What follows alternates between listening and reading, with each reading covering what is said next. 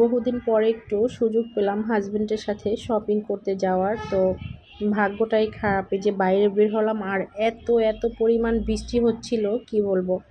তো আজকে আমার পার্সোনাল কিছু কেনাকাটা ছিল, এর জন্যই আসলে বের হওয়া বাসা থেকে। তো বের হওয়ার পরে যখন বাসা থেকে বের হয়েছি কোনো বৃষ্টি ছিল না, বাইরে বের হওয়ার পরে এত এত এত পরিমাণ বৃষ্টি নেমেছে কি বলবো।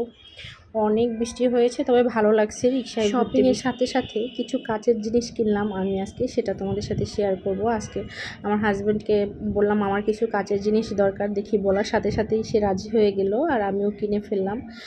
আসলে কাচের জিনিসটা আমি খুব একটা কিনি না, কারণ কাচের জিনিসগুলো আমার হাজব্যান্ডের অফিস থেকেই পায়, তো আসলে ওরকম কেনা হয় না, তো ওটাই ব্যবহার করা হয়, যেটা সত্যি কথা। তারপরও মাঝে মাঝে একটু শখ হয় যে নতুন কিছু কেনাকাটা করি। তো কিছু বাটি নিয়েছিলাম। কাচের জিনিসটা আমার আসলে খুব বেশি পছন্দ, আর আমার বাসায় বেশিরভাগ মানে সব কিছুই কাচের, প্লেট গ্লাস যেগুলো আছে। কাচের জিনিস ছাড়া অন্য কোনো জিনিসে মানে খাবার খাওয়া কেন যেন আমার একদম ভালো লাগে না।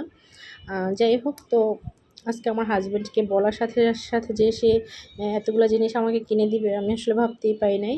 তো আজকে আমি অনেক হ্যাপি যে এই জিনিসগুলো আমার হাজব্যান্ড আমাকে কিনে দিয়েছে। অনেকগুলো বাটি নিয়েছিলাম, বাটিগুলো অনেক বেশি সুন্দর লাগছিল দেখে, এই যে বাটিগুলা। আর নিয়েছিলাম 6টা প্লেট। প্লেটগুলো অনেক সুন্দর, একদম আমার ঘরের ফার্নিচারের কালার হয়ে গেছে। এই কালারটা অবশ্য আমার অনেক বেশি পছন্দ, তো এর জন্য এই কালারটাই নিয়ে নিলাম।